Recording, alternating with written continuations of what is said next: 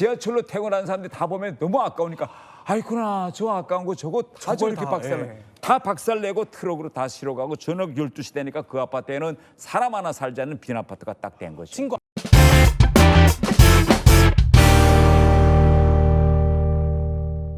자, 이 리영호라는 인물의 숙청 이후에 그 잔인함의 끝을 보여줬다고 해야 될까요? 그게 은하수 관현악단에 대한 대대적인 숙청도 있었어요. 그렇죠. 이영호 같은 경우에는 이제 김정은의 가외 교사거든요. 군사 분야에. 이 사람을 죽였으니까 이제 나머지 사람들은 야 우리는 파리 목숨이겠다 이렇게 생각을 했는데 네.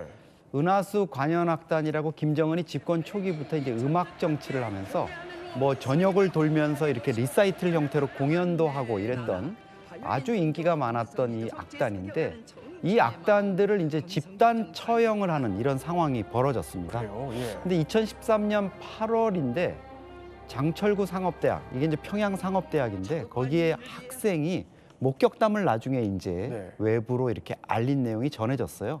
근데 강건 종합군관학교라고 여기가 이제 그 공개 처형이 당시에 많이 이루어졌던 장소입니다. 여기에 학생들하고 주민들을 다 집결시킨 다음에 네. 가만히 있다 보니까 군용 차량 3대가 그 현장에 들어오더라. 근데 거기에 12명의 죄인들, 이게 이제 은하수 관현악단 단원들인데 죄목도 써여 있고 이렇게 명찰도 달려가지고 들어왔는데 민족 반역자들을 처단하는 이런 처형을 진행하겠다 이렇게 했는데 이 당시에 이제 일본 아사히 신문 보도는 이설주, 김정은의 부인 이설주가 네. 이 추문에 연관이 돼 있다 이런 얘기가 있었어요. 그 당시에 국내에도 이제 이 소식이 돌았는데 네. 뭐 북한 말로 이제 색적물, 포르노를 뭐 이 은하수 관현악단이 찍어가지고 상업적으로 뭐 돈벌이를 했다 이런 건데 거기에 이설주가 실제로는 관여가 안 돼 있을 것 같은데 이설주도 거기에 관여돼 있을지 모른다 이런 소문이 돌았거든요. 소문이. 그러니까 예, 예. 그 소문을 아마 김정은이 좀 화도 많이 나고 어떻게 내 부인까지 이렇게 할 수 있느냐 해서 거기에 연루됐던 은하수 관현악단원들을 화풀이식으로 다 처형을 시켰는데 그 과정이 좀 잔혹했죠. 네. 사신 고사총이라 그래서 사신이라는 게 이제 고사총인데 총구가 4개 있다는 거거든요. 그래서 그걸로 처형을 한 뒤에 뭐 탱크로 나중에 흔적도 없애버렸다 뭐 이런 식으로 좀 잔혹한 얘기가 흘러나왔습니다. 사실 듣기만 해도 너무 잔혹합니다. 네. 태 의원님도 이제 북에 계셨을 때 이 네. 얘기를 들어보셨을 것 아니 같아요. 저는 그때 북평양에 있었죠. 아, 그러셨군요. 예. 근데 이제 방금 공식 이제 북한이 발표한 자료에 하면 이제 불순 녹화물, 불순 녹화물, 그다음에 음란물을 저 친구들이 봤다. 그래서 이제 그 처형했는데 저는 처형하는 장면은 보지 못하고 뭐 그건 북한에서 내부 회의에서 다 이야기했고 예. 실제 그 북한에 전우역, 전승역이라는 지하철이 있습니다. 예, 우리로 말하면 뭐 한 신도림역처럼 이렇게 환승역인데 그 역 옆에 은하수 악단이 모여 사는 아파트가 있어요. 은하수 악단 아파트라는 아파트가 이제 원통식 아파트 큰데 예. 대단히 큽니다. 제 외교부에서 같이 근무하던 친구도 아내가 은하수 악단 첼로리스트예요. 그래서 거기서 살았거든요. 집이 대단히 큰데 그 12명은 처형하고 나머지 악단을 해체하면서 그 김정은이가 주었던 그 아파트와 재산을 그날로 몰수했습니다. 그런데 이게 어떻게 몰수하는가 하면 그때 온 평양시가 다 봤거든요. 저녁 12시까지 그 아파트에서 모든 은하수 악단은 철수하라. 이렇게 되니까 다 나가라. 그러니까 사람은 다 뺐어요. 그리고 군인들이 올라가서 그 매 집에 있는 옷장, 냉장고, 뭐 부엌 세간을 승강기로 이제 다 싣고 내리는데 12시가 다 되었는데 절반도 못 내려왔어요. 못 내려오는데 명령은 12시까지 내게 되죠. 그러니까 그다음에 문을 열고 베란다로 그 비싼 가구들 그거 몽땅 다 김정은이가 꾸려준 거거든요. 외국 수입제. 그걸 몽땅 다 바깥으로 던졌습니다. 그러니까 지나가다 퇴근길에 사람들이 다 내다보는데 그 비싼 냉장고, TV, 소파가 그저 위에서부터 확 내려와서 밑에 떨어지면 그게 30층짜리 아파트였는데 밑에서 박살 나거든요. 박살 나서 빵빵 나니까 지하철로 퇴근하는 사람들이 다 보면 너무 아까우니까 아이구나 저 아까운 거 저거 이렇게 박살 다 박살내고 트럭으로 다 실어가고 저녁 12시 되니까 그 아파트에는 사람 하나 살지 않는 빈 아파트가 딱 된 거죠. 친구 아내분도 그걸 겪으셨. 다 그 친구 아내도 그 집에서 쫓겨났죠. 다행히 그 아내는 저 총살당하지는 않았는데 그 집에서 쫓겨났죠. 근데 이게 결국 이제 리설주가 그 은하수 관현악단에서 활동을 한 적이 있었고 또 네. 리설주와 관련된 이제 소문 때문에 그랬다는 건데 그만큼 김정은이 리설주를 굉장히 아꼈다 이런 얘기인가요? 그 도청에도 이제 걸렸는데 이런 말들을 했다고요. 이제 은하수 악단이 항상 김정은과 이슬주 앞에서 공연을 합니다. 네. 공연 끝나고 얘들이 옷이랑 의상이랑 갈아입는 곡에서 이슬주를 쟤라고 했다는 게, 야, 쟤 오늘 왜 저렇게 좋아하니? 오늘 그러니까 옛날 자기보다 밑에 있던 친구가 갑자기 포스트 레이디가 됐으니 네. 포스트 레이디가 됐으니 그 앞에서 이슬주 앞에서는 폴더 인사하고 박수치고 만세 불렀는데 네. 의상실에 와서는 저 오늘 이슬주가 어떻다 뭐 그 친구 옛날 동료들끼리니까 그런 말 할 수 있거든요. 근데 딱 김정은이가 듣고 이슬주를 쟤라고 하는 저놈들 용서하면 안 된다. 그랬군요.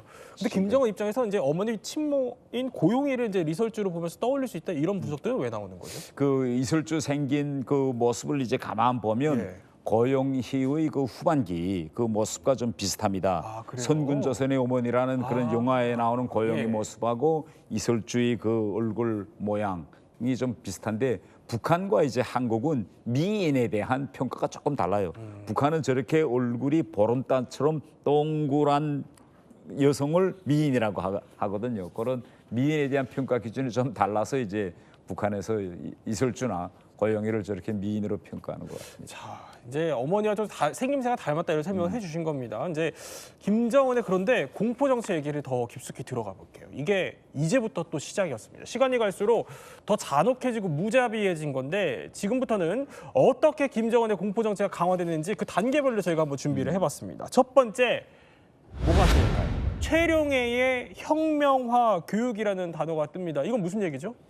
최용해, 그러니까 북한의 지금 최고 원로이고 빨치산의 후예죠. 아버지 최현이 이제 인민무력부장까지 지냈고 김정은도 이 최현에 대해서 최근 뭐 엄청난 존경심을 표시하고 이러는데 예. 이 사람이 과거에 아주 험난한 길을 걸었습니다. 그러니까 고위직에 있을 때니까 우리가 이제 어떻게 이 사람이 사라지거나 나타나는 걸 다 보게 되는데 결국은 어떤 그 혁명 사업, 당 사업을 하는 데서 과오가 적발돼서 혁명화를 가는 거예요. 이게 무슨 처벌이 법적인 처벌이 아니라 그냥 너 지방협동농장에 가서 3개월 동안 노동하다 와.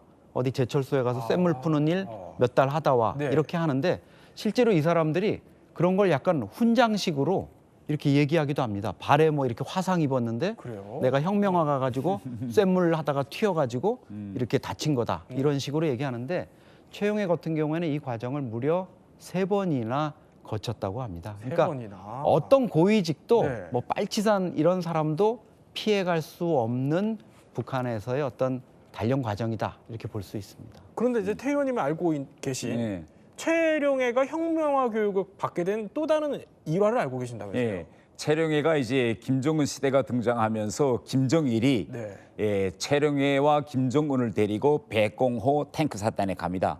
가서 2명에게 뭐라고 이야기하는가 하면 최룡해 보고 김정은을 도와서 조국통일을 해라. 네. 그리고 탱크를 하나 불러서 김정은과 최룡해를 같이 태워요. 그 탱크에. 그래가지고 이제 거기서 탱크 시위를 하는데 김정은 시대가 들어서면서 김정은이 최룡해에게 군 총정치국장 직위를 줍니다. 그러니까 군 총정치국장이라는 건 군을 완전히 지휘는 실권 자리거든요. 예. 그래 줬어요. 줘서 다들 최룡해가 이젠 최룡해가 뜨는구나 했는데 또 얼마 못 가서 최룡해가 꺾입니다. 네. 꺾인 이유가 매우 간단한데 북한에 이제 큰 행사할 때면 멋있는 버스가 100대 있습니다. 그게 100대 버스인데 이게 소속이 중앙당 소속이에요.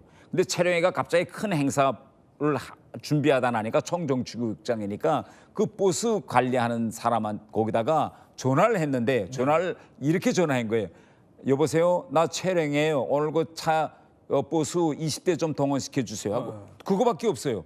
문제는 뭐냐, 그 전화 받은 사람이 당비서한테 말했습니다. 최룡해입니다라고 하면서 버스 20대를 보내라고 한다. 네. 그런데 북한에서는요, 누구한테 전화할 때 내 권한으로 당 버스 20대를 가져오면서 야, 나 최룡해야 보내 이렇게 하면 안 되는 거예요. 아, 그래요? 이걸 쓰겠다는 걸 김정은한테 먼저 보고해서 비준 방침을 받아서 전달해야 되는데 야, 나 최룡해야 보내 이렇게 지시했다는 게 김정은한테 올라가니까 김정은이가 딱 그때 그 말 듣고 기분 없어서 아니 내가 뭔데 당 산업 버스를 20대를 내라 말라 해. 그래서 당 총정치국장에서 해임되는 거죠. 그러니까 소위 말해서 이게 김정은의 지시였다는 걸 부각해야 되는데 내 지시다, 나 최룡해다 이렇게 나야. 얘기했다가. 그러니까 보내. 이게 결국은 북한에서는 죽는 길입니다. 자, 그런데 이제 아까 이준수 센터장님 얘기는 북한의 이제 고위급들도 이제 못 피하고 뭐 한때는 자랑처럼 얘기하는 경우들도 있었다는 네. 거예요. 그러면은 궁금해집니다. 태 의원님도 혹시 제 주위에는 네. 제가 외무성에서 일할 때 제 주위에는 이제 본인이 예. 혹은 이제 부모가 또 형제가 이제 걸려서 혁명화 가는 이런 현상들이 이제 또 많고 제 그렇군요. 가정 쪽으로는 예. 저희 장인도 투스타 장성이었는데 혁명화 갑니다. 근데 혁명화 갈 때 솔직히 혁명화 갈 때 다 그 주변에서 어떻게 하면 좀 쉬운 농장에 좀 갔으면 해요. 그리고 자식들도 좀 가서 부모들 찾아가 볼 수 있게. 그런데 네. 한경남도 덕성으로 보내더라고요. 그래서 예. 왜 덕성이냐 제가 조용히 알아봤어요. 왜 그렇게 보니까 딱 혁명화 나올 때 지시에 철길 역전으로부터 100km 떨어진 곳에 보내라 이렇게 지시가 딱 나왔대요. 네. 근데 가면 이제 저기 보면 돼지 농장처럼 보이거든요. 저런 네. 일을 하나 보죠. 가끔. 돼지 농장도 치고 소똥도 치고 네. 그 해당 그 농장에 가서 그 농장에서 제일 힘든 일을 시킵니다. 근데 또 하나 듣기로는 이게 가는 거는 가는 건데 언제 돌아올지 얘기는 안 해준다면서요. 사람마다 이제 대단히 각이해요. 예. 우리 제가 있던 외교부 같은 데서는 실권을 강석주 제1부상이 쥐고 있었는데 네.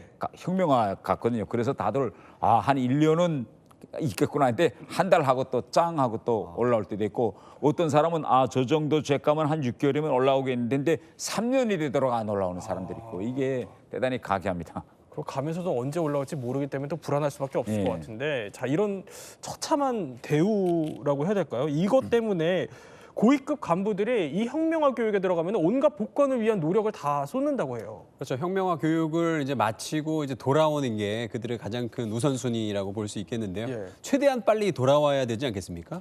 그래서 이 감시하는 사람들을 눈에 잘 보여야 되잖아요. 그래서 먼저 일터에 나갈 때 남들보다 먼저 나가거나 일을 더 열심히 한다거나 혹은 또 일기를 씁니다. 일기요? 아니면 또 이렇게 충성의 편지 같은 걸 쓰거나. 그래서 지금 보시는 저 편지가 뭐냐면요. 지금 우크라이나의 그 북한 병사들이 파병이 되어 있잖아요. 네. 그 병사가 썼던 그 일기 중에 하나인데 저기에 뭐라고 써 있냐면 제가 저지른 범죄는 용서받을 수 없지만 어머니 조국은 나에게 인생의 새 출발을 주었다. 재생의 길을 열어주었다라고 써 있으면서 일종의 저 편지 내용이 네. 이 우크라이나 파병을 일단 혁명화로 생각을 하고 있다라는 내용을 담고 있어요. 내가 파병을 간 게 혁명화다 이렇게 받아들이고. 네, 그래서 저 일기를 통해서 자신의 충성심을 이제 표현을 하려고 했던 네. 겁니다. 이런 걸 보면은 사실은 우크라이나 파병도 혁명화라고 거기 있는 군인들은 생각하고 있지 않을까 이런 걸 유추해 볼 수 있습니다.